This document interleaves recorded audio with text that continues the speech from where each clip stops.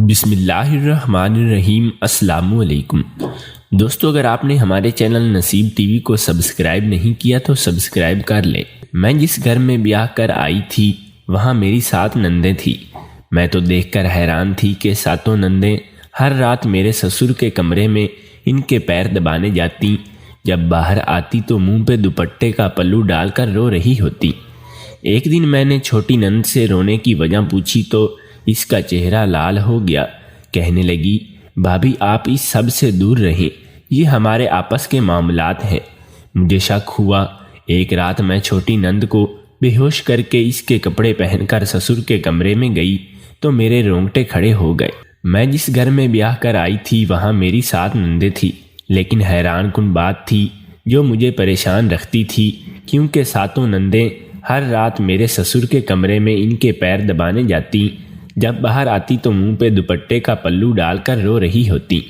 मुझे ये माजरा समझ नहीं आ रहा था कि हर रात मेरी सारी नंदें एक साथ ही क्यों जाती थी ससुर के पांव दबाने। ये सब था तो बहुत अजीब, लेकिन मैं ये बात किसी से पूछ भी नहीं सकती थी, क्योंकि अगर किसी भी नंद से पूछती कि हो सकता था कि वो मुझसे नाराज हो जाती या फिर एक छोटी सी बात को लेकर झगड़ा शुरू कर देती। इसीलिए इनसे कुछ भी पूछने की हिम्मत ना कर सकी। क्या हुआ भाभी, मैं देख ही रही थी। क्या हुआ भाभी, मैं देख रही हूँ आप कुछ दिनों से हर वक्त खोई खोई रहती हैं। क्या बात है? कोई परेशानी है तो आप मुझे बता सकती हैं। क्या पता मैं कोई मदद कर सकूं। मैं बावर्ची खाने में बैठी खाना बना रही थी। मैं इसी बात को सोचे जा रही थी कि आखिर वो सब एक साथ ससुर के कमरे में क्यों जाती थी। इसके पीछे क्या राज था। मैं अपने ही ध्यान में थी जब मेरी सबसे छोटी नंद आ गई थी। नहीं कोई बात नहीं, बस ऐसे ही।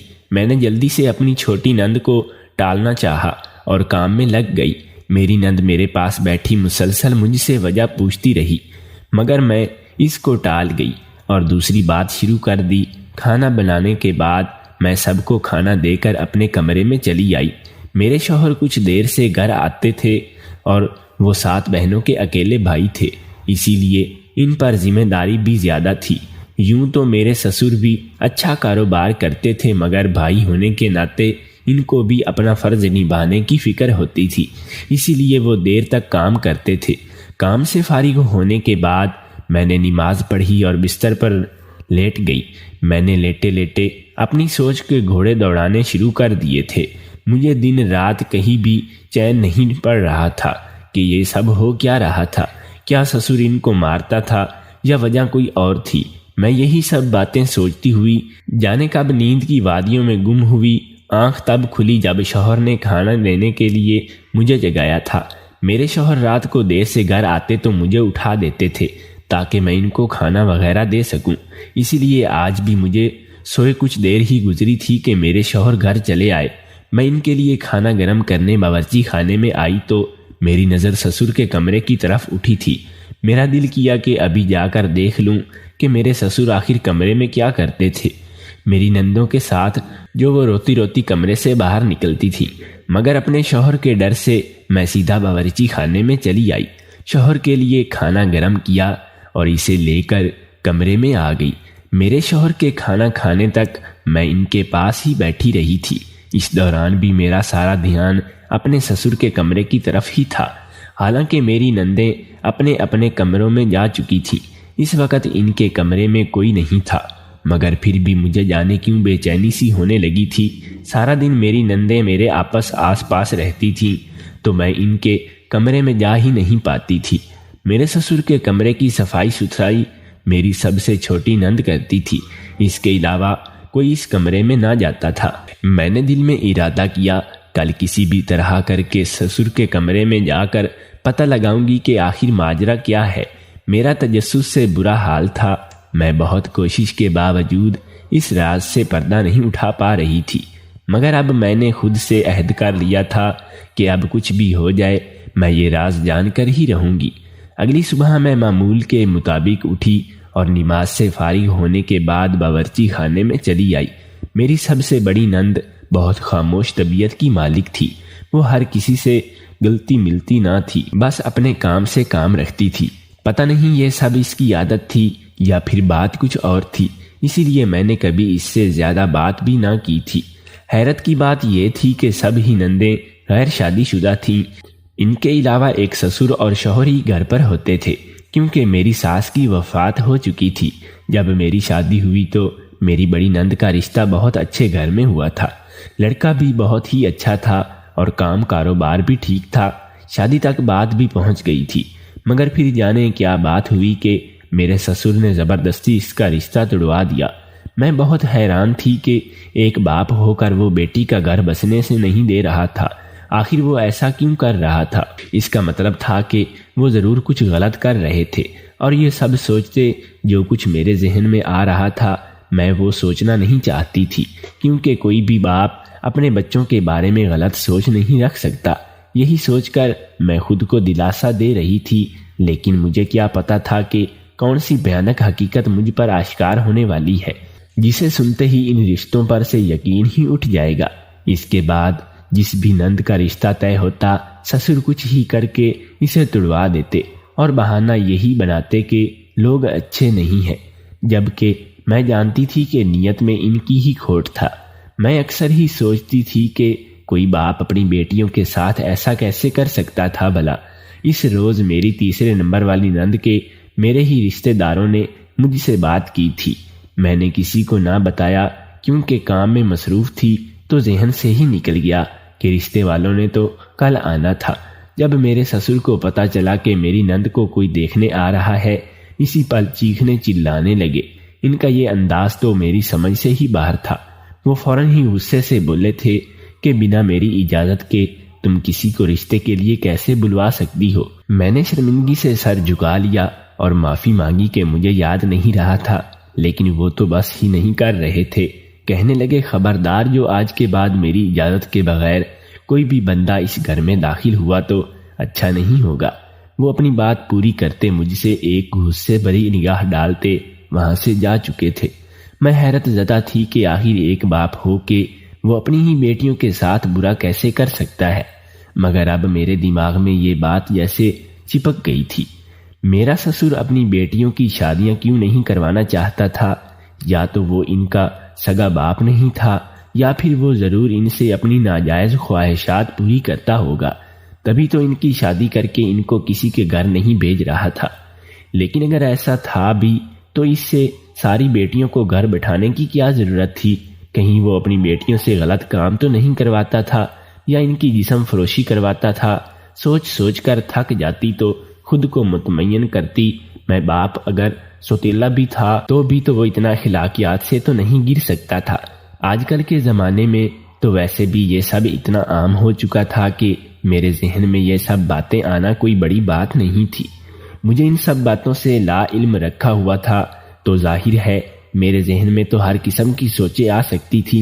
मेरे शौहर को तो बस घर चलाने के लिए मशीन की तरह काम करने की आदत थी, इसलिए शायद उन्होंने अपने बाप का ये रवैया नहीं देखा था।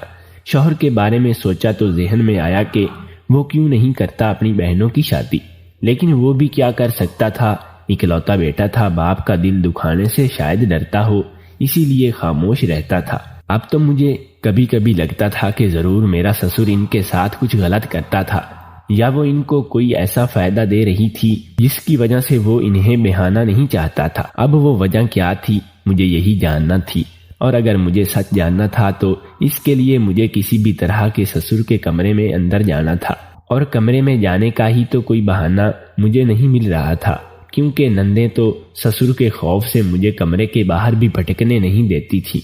न जाने ससुर ने इनको क्या धमकी दी हुई थी।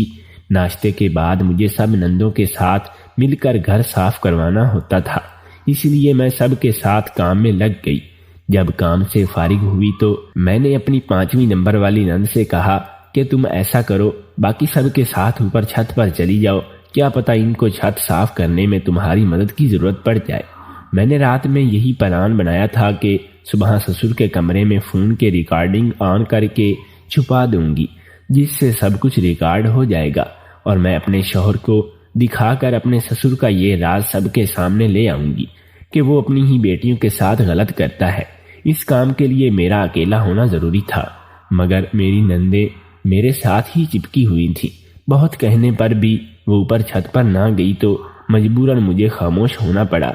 अगर बार बार कहती तो इसे शक भी हो सकता था, लेकिन फिर कुछ याद आने पर वो झट से बोल पड़ी, भाभी याद आया, वैसे भी बाजी बोल रही थी कि इनसे भारी चीजें उठाई नहीं जानी, मैं मदद करके आती हूँ इनकी। आप ऐसा करें कि ये कपड़े धो लें। वो धोने वाले कपड़े मेरे हवाले करती ऊपर छत पर चली गई। इसके जाते ही मैंने अपना मोबाइल निकाला और इसकी वीडियो रिकॉर्डिंग ऑन की और अपने ससुर के कमरे में चली आई। कमरा बिल्कुल अंधेरे में डूबा हुआ था। मैंने अपना मोबाइल कमरे के दरवाजे के पास रखे फूलों वाले गमले में छुपा दिया और जल्दी से कमरे से बाहर आई, क्योंकि मेरी नंदे नीचे आने वाली थी। मैं इनके आने से पहले ही कपड़े धोने लग गई। आज शाम का खाना मेरी बड़ी नंद ने बनाना था। मुझे रात का बेसब्री से इंतजार था। सब ने मिलकर खाना खाया। मैं भी ढीठ बनी वहीं बैठी रही, जबकि सारी नंदों के चेहरे और हवाइयां उड़ी हुई थी। मेरे कमरे में जाने का इंतजार करने लगी। मैं जानती थी कि मेरे कमरे में जाने के बाद ही वो सब इकट्ठी होकर मेरे ससुर के कमरे में जाएंगी, इसलिए मैंने इनका ज्यादा इम्तिहान ना लिया और जल्दी से उठकर कमरे में चल दी, ताकि वो ससुर के कमरे में जा सके और सच से पर्दा उठ सके। मैं दरवाजे की ओट में होकर इनको देखने लगी। मेरे कमरे में जाने के बाद वो रोज की तरह कमरे में चली गई और फिर जब तक वो बाहर ना आई मैं बेचैनी से कमरे में टहलती रही थी। फिर जब कमरे का दरवाजा खुलने की आवाज आई तो मैं भागकर दरवाजे की ओर से इन सब को दौड़ते हुए देखने लगी। आज भी सब पहले जैसा ही हुआ था। अब मुझे सुबह का इंतजार था, जल्दी से सुबह हो और मैं इस राज को जान पाऊं जो इस बंद कमरे के दफन है। सारी रात मैंने बेसब्रीपन से गुजारी थी। आज तुम कुछ परेशान सी दिखाई दे रही हो, क्या परेशानी है? मैं बार बार कमरे के दरवाजे की तरफ देखती सोने की कोशिश कर रही थी।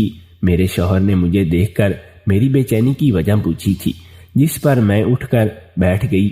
एक तो दिल किया शौहर को सब बता दूं, लेकिन फिर सोचा बगैर सबूत के मैं ही झूठी ठहराऊंगी, इसलिए खामोश रही। नहीं, परेशान नहीं हूँ। वो अब्बा ने अपने कमरे की सफाई सुथराई का काम मुझे सौंपा था, बस इसीलिए थोड़ी फिक्र हो रही थी।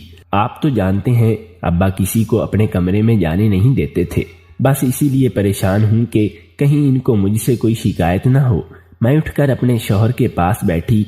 अपनी फिक्र की आड़ में इनसे झूठ बोलने पर मजबूर थी। मैं जानती थी मैं जिस कदर परेशान हो रही थी वो मुझसे कुछ न कुछ तो पूछेंगे ही। अरे नहीं, अब ऐसी भी कोई बात नहीं है। अब्बा बस मजाज के ऐसे हैं, अंदर से बहुत अच्छे दिल के मालिक है। वो तुम परेशान ना हो, सफाई तुम्हारी नंदें कर लेंगी। अब तुम आराम से सो जाओ। कुछ नहीं कहते वो मेरे शौहर ने नरमी से मेरा हाथ पकड़कर मुझे समझाया और सोने के लिए कहते खुद भी लेट गए थे। मैं अब बैठकर तो सारी रात नहीं गुजार सकती थी, इसलिए मैं भी चुपचाप लेट गई। मुझे अपने ससुर पर बहुत गुस्सा आ रहा था। अगर वो अपनी ही बेटियों के साथ ऐसा क्यों कर रहे थे? इनकी वजह ही मैं भी सच जानने के लिए बेचैन थी। मेरी सबसे छोटी नंद अपने बाप का भरपूर साथ देती थी। वो जो कहता था छोटी नंद हर इस बात को ठीक कहती थी। जो गलत होती थी शायद वो कम उम्र थी, इसीलिए इनकी बातों में आ गई थी, जबकि इसकी निस्बत बाकी नंदें खामोशी से अपने बाप के रवैये को बर्दाश्त करते हुए अपने आंसू पीती रहती थी। मैंने जैसे तैसे रात गुजारी। सुबह हुई तो मेरा ध्यान इस मोबाइल फोन की तरफ चला गया, क्योंकि अब फोन को इस कमरे से निकालना भी था जो मैंने रात में अपने ससुर के कमरे में रखा था। मैं बहुत कोशिश कर रही थी, मगर मुझे ऐसा कोई मौका ही नहीं मिल रहा था कि मैं ससुर के कमरे में जाकर वो निकाल सकूं। मेरी सबसे बड़ी 3 नंदें स्कूल में पढ़ाती थीं और बाकी 2 घर पर रहकर ही पढ़ रही थीं। वो सबसे छोटी 2 स्कूल जाती थीं। कितनी बेबस थी वो, इतनी पढ़ाई लिखाई करके भी अपने बाप के हाथों मजबूर थीं। मैंने सोच लिया था कि वो सब घर से बाहर जाए और मैं इस मोबाइल को निकाल ले आऊं।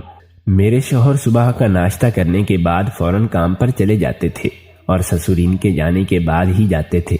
अल्लाह अल्लाह करके सब अपने काम पर गए तो बाकी नंदों के कमरे में जाने के बाद मैंने भागकर वो मोबाइल निकाला और अपने कमरे में चली आई थी।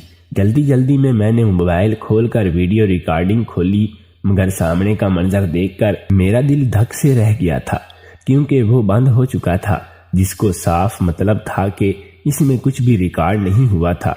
इतनी मेहनत बेकार गई थी। इतनी देर तक मोबाइल की स्क्रीन ऑन रह नहीं सकती थी और जल्दबाजी में मेरा इस तरफ ख्याल गया ही नहीं था।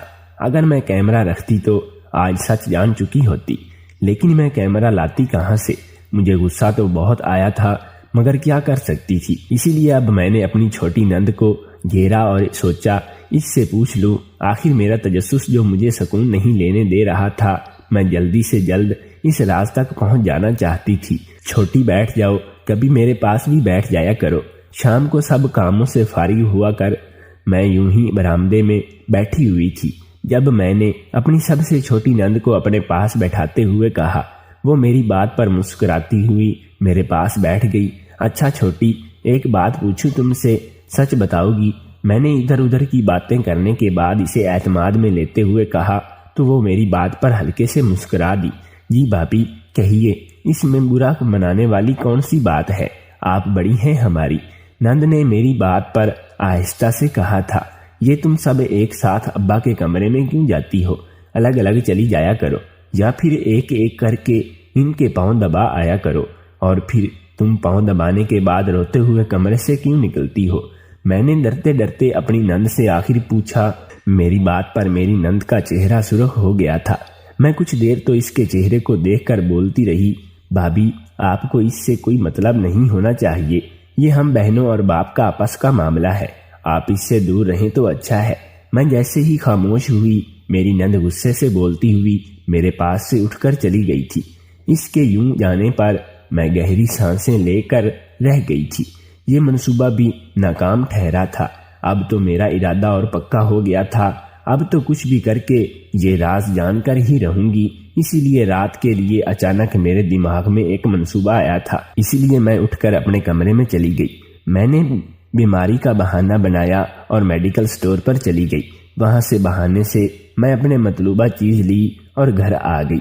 मैं वो नींद की गोली नंद को चाय में डालकर दे दी, क्योंकि रात के खाने के बाद छोटी नंद अक्सर चाय पीती थी। थोड़ी देर में जब वो बेहोश हो गई तो मैं जल्दी से इसके कपड़े पहनकर दुपट्टे से चेहरे को अच्छे से कवर करके खामोशी से बाकी नंदों के साथ ससुर के कमरे में चली आई। मेरा दिल पकड़े जाने के खौफ से धक धक कर रहा था। हाथ पांव अलग ठंडे पड़ रहे थे। अगर पकड़ी गई तो ससुर जाने कैसा सलूक करता। वो एक बुरा इंसान था, इससे अच्छे की उम्मीद भी बेकार थी। मैंने नोट किया था कि काफी दिनों से कमरे से एक आवाज आती थी। जाने वो कौन होगा जिसको मेरा ससुर अपनी ही बेटियों के साथ गलत करने के लिए बुलाता था। ये माजरा कुछ और था, लेकिन जो भी था अब तो सच सामने आने ही वाला था। मैं यूं ही कमरे में दाखिल हुई, मेरे चेहरे का रंग फक हो गया था। हाथ पांव बुरी तरह कांपना शुरू हो चुके थे, जबकि मेरे हाथों में पसीना आना शुरू हो गया था। आखिर एक बाप अपनी ही बेटियों के साथ ऐसा कैसे कर सकता था? मुझे तो अपनी आंखों पर यकीन नहीं आ रहा था। वो सगा बाप था इनका। सबके सामने मंजर देखकर मेरी खुद की आंखें भी भीगने लगी थीं। आखिर कोई शख्स इतना कैसे गिर सकता था? मेरी सारी नंदें अपने बाप के सामने हाथ जोड़े खड़ी थीं और एक एक करके इल्तिजा कर रही थी कि वो इनकी माँ को छोड़ दे, जिनको इन्होंने कई सालों से कैद करके रखा हुआ था। अब्बा आप जो कहेंगे हम सब करने को तैयार हैं, मगर अम्मा को छोड़ दे। मेरी तीसरे नंबर वाली नंद ने अपने बाप के सामने हाथ जोड़कर कहा तो बाकी सब के साथ मेरी आंखों में भी नमी चमक उठी थी। आखिर माँ हस्ती ही ऐसी थी कि इनके बिछड़ने पर दिल कांप उठता था। और इनकी माँ तो इनके बचपन से ही इस जालिम शख्स की कैद में थी। वो औरत इस लायक नहीं कि इस सब के साथ रखा जाए। मेरे ससुर ने नफरत से मेरी सास का जिक्र किया था। मैं हैरान थी कि अगर मेरी सास जिंदा थी तो ससुर ने ये क्यों सब में शोर मचा रखा था कि वो मर चुकी हैं। मैंने अपने मोबाइल का कैमरा ऑन किया और इसे अपने दुपट्टे में छुपा लिया था। सारी हकीकत जानकर मेरे पैरों तले से जमीन निकल गई थी। मैंने शौहर को जब वीडियो दिखाई तो वो बहुत ही दिल बर्दाश्ता हुआ था, लेकिन जल्द ही संभल गया था और इसी ने अपनी माँ को बाप की कैद से रिहा करवाया था और उन्हें घर ले आया था। तब मुझे पता लगा कि मेरा शौहर मेरे ससुर का अपना बेटा नहीं था, बल्कि इसे अपनी बहन लेकर पाला था। सास की हालत बहुत गैर सी महसूस हो रही थी। मैं इनके पास बैठ गई थी। मैं सब जानना चाहती थी कि आखिर ससुर ने इनको कैद क्यों कर रखा था और फिर इतने जुल्म क्यों किए थे। इनकी छोटी बेटी पैदा हुई थी जब वो कैद में थी। अब तो वो भी 15-16 साल की थी। मतलब इतना अरसा वो अपने ही शौहर की कैद में रही थी। उन्होंने बताया था कि इनका जुर्म ये था कि वो बस बेटियां ही पैदा करती थी। उन्होंने बताना शुरू किया कि इसलिए लोग मेरे शौहर को ताने देते थे कि ये बेटियां ही पैदा कर सकती है, तुम कभी बेटे के बाप नहीं बन सकोगे, सारी जिंदगी इनको ही अपने सर बिठा कर रखोगे। लोगों के डर से इसने अपनी ही बीवी को कैद कर लिया था ताकि लोगों के तानों से बच सके, और सब ये मशहूर कर दिया कि इनकी बीवी हादसे में मर चुकी है और दूसरी शादी इसके लिए ना की कि इनके यहाँ रस्म थी कि जिसे भी 7 बेटियां होती वो दूसरी शादी करता तो इनकी बीवी के साथ शौहर भी पहली ही रात को मर जाता था। ससुर को दूसरे की ना सही लेकिन अपनी जान से तो प्यार था। इनको अपनी मौत को आरा नहीं थी, लेकिन वो अपनी बीवी को दूसरों की नज़र में मुर्दा साबित कर चुके थे। और इतने साल बाद अगर ये सच सामने ना आता तो इनको अपने किए पर कभी शर्मिंदगी नहीं होती। इनको लगता था कि ये हुआ ही इनकी बीवी की वजह से है। हालांकि उन्होंने मोहब्बत की शादी की थी, इसके बावजूद भी उन्होंने अपनी बीवी और बच्चों के साथ ऐसा बेरहमाना सलूक रवैया रख रखा था। आजकल लोग बेटी को रहमत मानने के बजाय इसको बोझ समझते हैं, इसीलिए तो खुशियां इनके दर पर दस्तक नहीं देती। ये भी भला हुआ कि इनका कोई बेटा ही नहीं था, वरना इनकी बेटियां तो और बेरहमियों की नज़र हो जाते। इनको लगता था कि इनकी माँ ने बेटियां पैदा की हैं तो इनकी बेटियां भी यही रवायत बरकरार रखेंगी। इसीलिए महज लोगों की बातों के खौफ से वो अपने ही घर को बर्बाद कर बैठे थे। जिसने भी इनकी इस हरकत के बारे में सुना, सबको ही इनसे नफरत होने लगी। कल जो लोग बेटियों को बोझ कह रहे थे, आज वो बाप को बेरहम और सफाक कह रहे थे। लोगों का तो काम ही बातें बनाना है। अगर आप लोगों को खुश करने में लगे रहें तो कभी भी खुद को खुश नहीं रख सकेंगे। ससुर शर्मिंदगी से बचने के लिए घर से फरार हो गए थे। इसके बाद एक कार हादसे में इनकी मौत के बाद लाश ही घर आई थी। दूसरों को बेसकून करने वाला बेसकूनी की मौत मर चुका था। सबको ही अपने बाप की मौत का गम था। मेरी सास तो बिलक बिलक कर रो रही थी। बेशक ससुर बुरा था, लेकिन वो इसकी मोहब्बत था। सास ने दिल बड़ा किया और ससुर को माफ कर दिया था, और करती भी क्या। हमने मिलकर सब नंदों के रिश्ते करने के बाद फौरन इनकी शादियां करते इनको रुखसत कर दिया था। मेरे शौहर भी अपनी माँ से बहुत प्यार करते थे। हालांकि सब ही जानते थे कि वो इनका सगा बेटा या भाई नहीं थे, मगर फिर भी सब ही इनसे मोहब्बत करते थे। मैं खुश थी कि अब वो सब दिल से मुस्कुराती रही थी। इसी वाक़ये के बाद सब ही मुझे बहुत इज्जत और प्यार देने लगे थे। मैं भी इन सब के साथ बहुत खुश थी। मैंने ससुर के बारे में गलत राय कायम की थी। जब सच सामने आया तो मैं अपनी सोच पर शर्मिंदा भी हुई। मैंने अपने रब से माफ़ी मांग ली थी। मेरी बड़ी नंद को जुड़वा बेटे हुए थे, जबकि बाकी नंदों को बेटी के बाद बेटा हुआ था। वो सब अपने घरों में खुश और आबाद है। क्या मैंने सच का पता लगवा कर सही किया था, वरना तो न जाने मेरी सास कब तक इसकी कैद में रहती।